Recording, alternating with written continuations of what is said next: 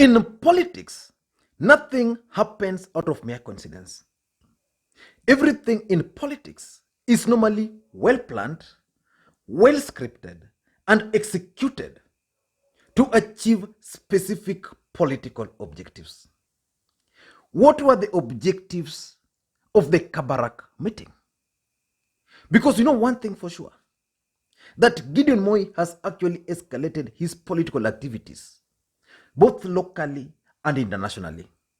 Just recently, Gideon Moi represented President Uhuru Kenyatta in Malawi. And we also know that just recently, Gideon Moi entered into a post-election coalition agreement with President Uhuru Kenyatta. We also know that just this week, Gideon Moi launched the KANU online registration or recruitment platform.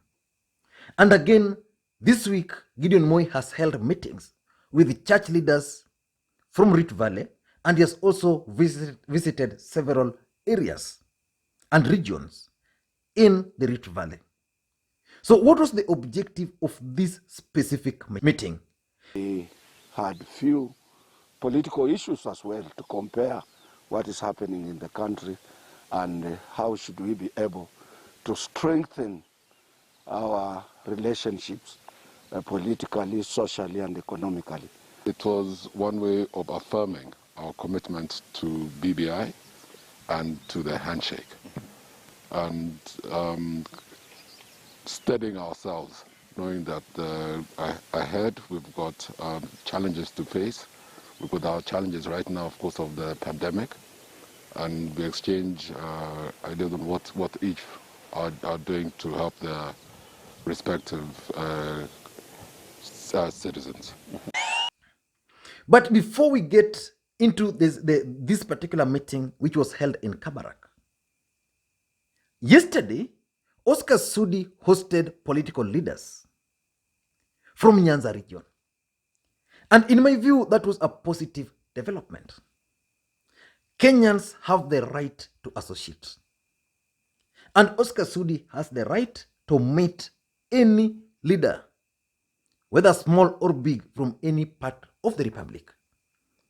And any leader from Nyanza is free to attend or to be hosted or to belong and associate with any political party of their choice and support whoever they want. So that meeting at Oscar Sudi's home, in my view, was a positive step in the right direction. But I have one advice for Oscar Sudi. Luos have one thing which they call nyadhi. Nyadhi is, in simple terms, is just pride. Luos have pride in themselves. And I read the statement which Oscar Sudi posted. And that statement by Oscar Sudi, I can assure him, is going to scare away the Luos from him and from Ruto. If you want to deal with the Luos, you don't come as if you are the only one who is going to solve their problems. Because when it comes to PhD, I don't think Oscar Sudi has more PhDs than the Luos. And that's why Luos can always tell you, an okada keodi, which simply translates, me, I can survive even without you. That's why they've survived without KANU government, without Kibaki's government, without President Uhuru Kenyatta's government. The best way to deal with the Luos is actually what he had started. Go on a charm offensive. Reach out to them. And I want to give him typical examples because he was in Jubilee when Jubilee was TNA, and also he was with Jubilee when Jubilee became a political party.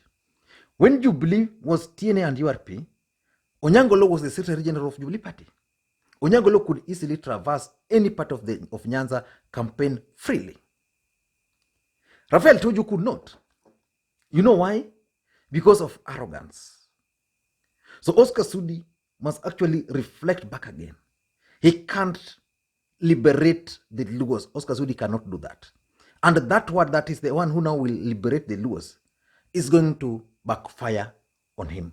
Now, but that one is something we are going to wait, and probably I'll do as another video on Oscar Sudi and the meeting he held with the Luos, because personally it was a good meeting, because personally in my view it was a positive move.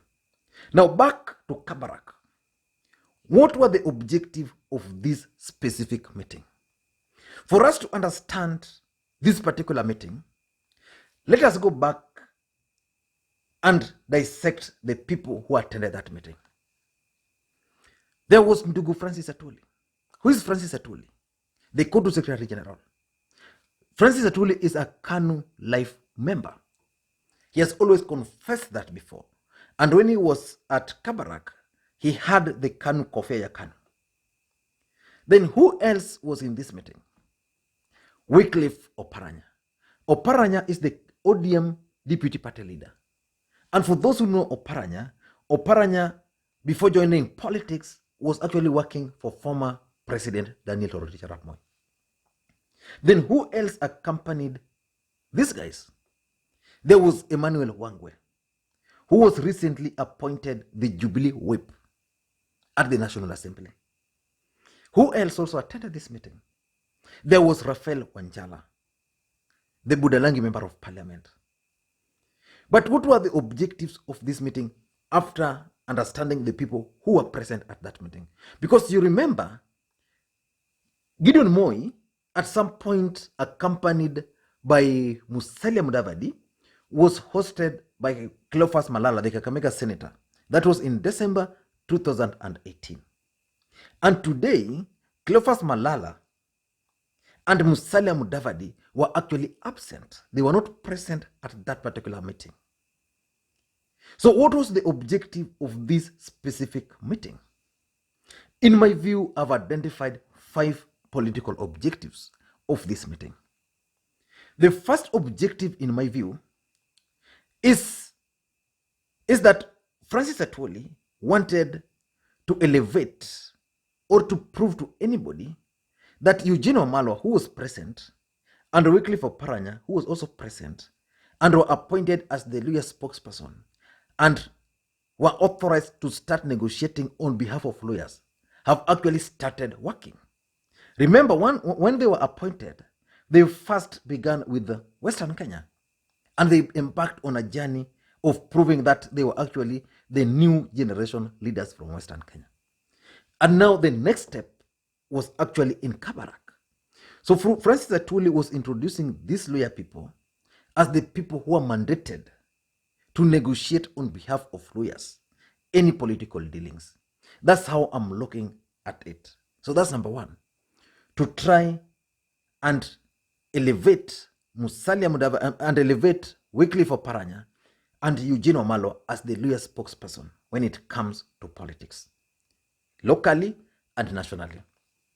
Number 2, something also tells me the whole idea behind this was to elevate the profile, to raise the profile of Gideon Moi, especially in Western Kenya.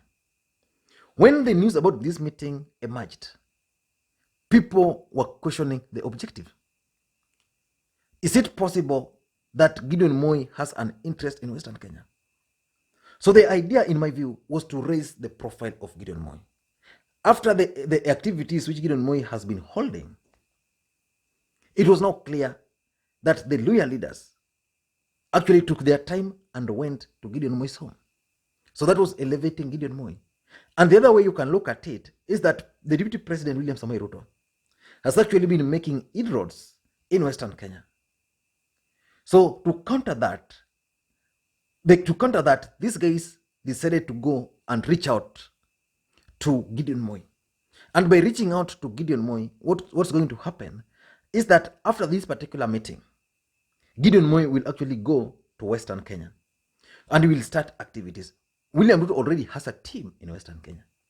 So Gideon Moi, I'm not sure whether he has a team. So these guys are going to try and raise the profile of Gideon Moi. Number 3, in my view, was the Building Bridges Initiative. This one here was actually a strategy meeting for the Building Bridges Initiative. Why am I saying this? If you followed the politics in this country, Gideon Moi never participated in the BBI campaigns. And why was he missing? Simple. The father was sick. And because the father was sick, he was always around the father. That was the reason which was given why he was missing in action. We know Oparanya is very passionate about the Building Bridges initiative. We know Francis Atwoli is very passionate about the Building Bridges initiative. And we know Emmanuel Wangwe was appointed as the whip so that BBI can actually pass. So something tells me that these guys went and shared with Gideon Moi the nitty-gritty about the Building Bridges initiative. I don't know what to think. And number 4, I think it was a signal which was being sent to Rift Valley.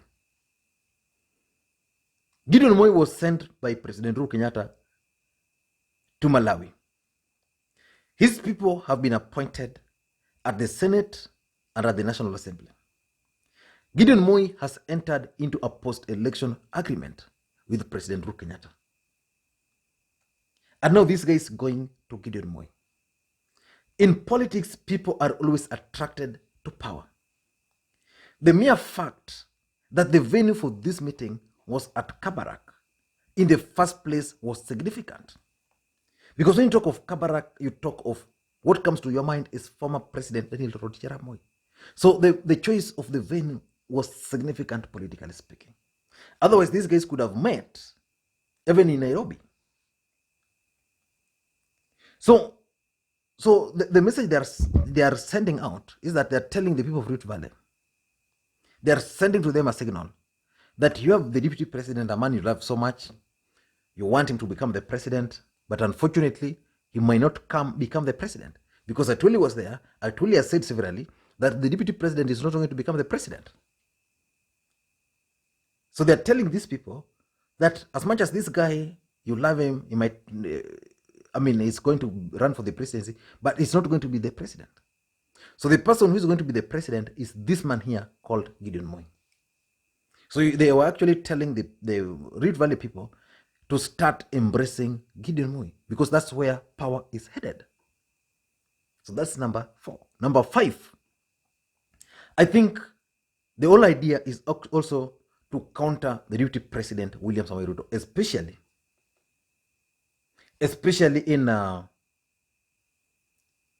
in Rift Valley. What this meeting has done is that it has elevated Gideon Moi. You know, Gideon Moi has embarked on nationwide activities. His biggest challenge is Rift Valley. Rift Valley already has a deputy president. So which means they're going to bank on that guy. But Gideon Moi still wants to run for the presidency. So all these are intended to counter the deputy president, William Samoei Ruto. And lastly, in my view, is that there's likely to be a possibility of an alliance between Wycliff Oparanya and Gideon Moi. And I want to ask you, do you think there's anything that stops Gideon Moi and Wycliff Oparanya coming together? Are you not sure that President Uhuru Kenyatta are you sure he has not told Francis Atwoli that he's going to support Gideon Moi? And if he's going to support Gideon Moi, for that ticket to win, they need Western Kenya. So Atwoli has told him the best person from Western Kenya is not Mudavadi. Mudavadi is a coward. So the best person in Western Kenya is this man called Oparanya. And that's why they are elevating Oparanya in Western Kenya. And after elevating Oparanya in Western Kenya, now Oparanya is now coming out to start going and negotiating with Gideon Moi. That's someone outside Luhya Nation. You can't rule out that possibility. So something tells me that there's a chance that Wycliff Oparanya might actually team up with Gideon Moi for the purposes of 2022 general election. I don't know what you think, but that's my take. And if you're watching this video for the first time, please, I want you to take a second or two And again, click subscribe button so that next time we produce a video like this, YouTube will automatically notify you. And to the subscribers, I want to continue thanking you guys for your continued support. And the only request I make normally is to help me create interactions on this platform. How do you help me create interactions? Very simple. Just click thumbs up or thumbs down if you like the video. The other way is just by sharing the videos to your platforms. I've been speaking to so many people here, both online and offline. And they've always told me they share my videos. Please just share your videos, share them. But the best one is also just to drop your comments. Because if you drop your comments, we read them, several other people read them, then from there we can really pick something. So I want to ask you a question. Do you think Gideon Moi might actually be planning to choose a running mate from Western Kenya? Let me know your thoughts on that. Thank you guys, and please, may you have a nice day. Bye-bye.